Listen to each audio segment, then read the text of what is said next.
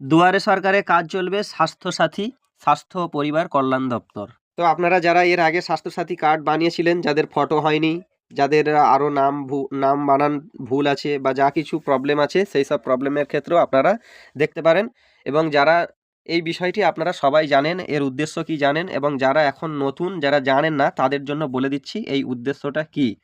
এই উদ্দেশ্যটা হলো উন্নত মানের স্বাস্থ্য পরিষেবা প্রত্যেক রাজ্যবাসীর দরজায় পৌঁছে দেওয়া। এই প্রকল্পে স্বাস্থ্যসাথী কার্ডধারী পরিবারের সদস্যরা পরিবার পিছু বছরে 5 লক্ষ টাকা পর্যন্ত চিকিৎসা পাবেন, রাজ্য ও রাজ্যের বাইরের 2000-এরও বেশি হাসপাতালে। কারা এটা আবেদন করতে পারবেন আপনারা জানেন যেহেতু, তবুও আমি আপনাদেরকে আরও বলে দিচ্ছি কারা আবেদন করতে পারবেন। আর এটা এর আগে কাজ চলেছিল। এক হলো, যে পরিবারের কোনো সদস্যের স্বাস্থ্য সাথী কার্ড নেই তারা নতুন কার্ডের জন্য ফর্ম বিতে আবেদন করবেন। পরিবারের সকল সদস্যের আধার কার্ড, খাদ্যসাথী কার্ডের প্রতিলিপি সহ। এ প্রসঙ্গে উল্লেখযোগ্য, ক, পূর্বের রেজিস্টার্ড নিবন্ধীকৃত মোবাইলে এই মর্মে SMS-এ পেয়েছেন অথবা মোবাইল অ্যাপ ওয়েবসাইটের মাধ্যমে জানা যাবে। কিন্তু কার্ড নেই সেই পরিবারকে শীঘ্রই কার্ড প্রদান করা হবে, নতুন করে আবেদন করার প্রয়োজন নেই।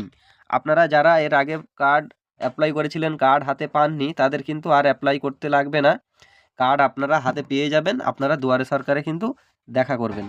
এবং ক্ষয় আছে, ইতিমধ্যে পরিবারের কোনো সদস্যের স্বাস্থ্যসাথী কার্ড থাকলে আবেদনকারীকে ফর্ম এ দ্বারা সেই সংশ্লিষ্ট পরিবারের মধ্যে সংযুক্ত করা হবে।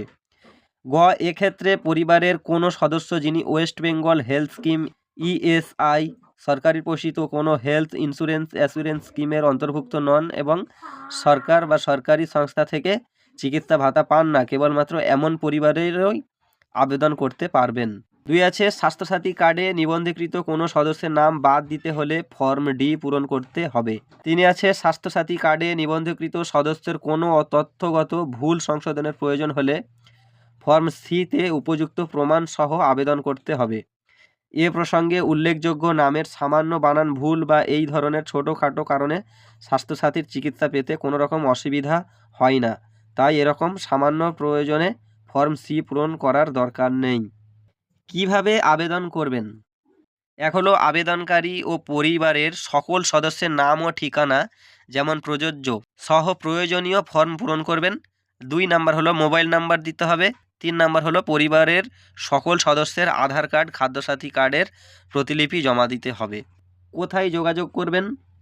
যোগাযোগ করবেন দুয়ারে সরকারে যোগাযোগ করবেন, অথবা মহকুমা শাসকের অফিস, পুর নিগমের ক্ষেত্রে বড় office, Swasthyasathi mobile app website, সেই ওয়েবসাইটের নামটা হলো এই www.swasthsathi.gov.in। টোল ফ্রি নম্বর দেওয়া হলো এখানে 1800-345-5384। আজকের ভিডিও এই পর্যন্ত।